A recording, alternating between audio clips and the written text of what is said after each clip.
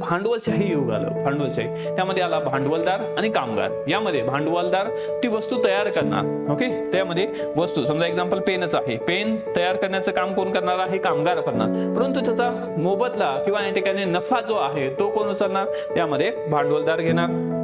अशा प्रकारे मग या दोघांमधले जे संबंध आहे यामध्ये निर्माण झाले गट आहेरे, ओके, आणि नाहीरे. म्हणजे आहेरे जो गट आहे यामध्ये, ओके, ज्याच्याकडे काय आहे तर यामध्ये सर्व काय आहे, संपत्ती आहे, ओके, त्याचबरोबर प्रोडक्शनची मालकी आहे, उत्पादनाची मालकी आहे, आणि त्याला या ठिकाणी आहेरे म्हणजे भांडवलदार. नाहीरे म्हणजे काय आहे? ज्याच्याकडे कुठलंही नाही, फक्त कामगार जो आहे तो काम करणारा व्यक्ती आहे. तर अशा प्रकारचा समाज भांडवलशाही याच्यामध्ये. इथं सुद्धा काय आहे या ठिकाणी? उत्पादन शक्ती, forces of production and relationship of production, हे या ठिकाणी चेंज झालेले आहेत. उत्पादन संबंध तर इथं सुद्धा चेंज झालेले आहे. त्यानंतर आलं समाजवादी अर्थव्यवस्था.